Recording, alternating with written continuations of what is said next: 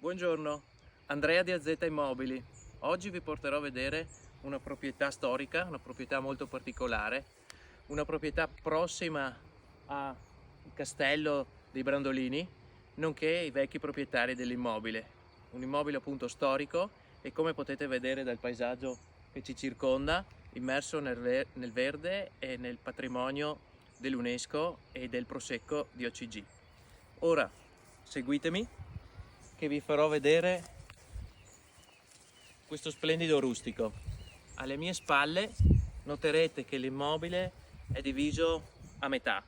Nel centro il vessillo dei conti Brandolini e la casa ha avuto varie ristrutturazioni nel tempo, di cui la porzione di destra è attualmente abitabile e recentemente ristrutturata. La situazione di sinistra invece necessita di una ristrutturazione. L'immobile può essere considerato come una prima casa, una seconda casa, e l'immobile di destra può essere anche ragionato come una rendita, nonché infatti una ristrutturazione potrebbe essere strutturata nei termini di un affittacamere, di un B&B, oppure semplicemente può essere l'ampliamento della struttura principale. Seguitemi che vi porterò all'interno.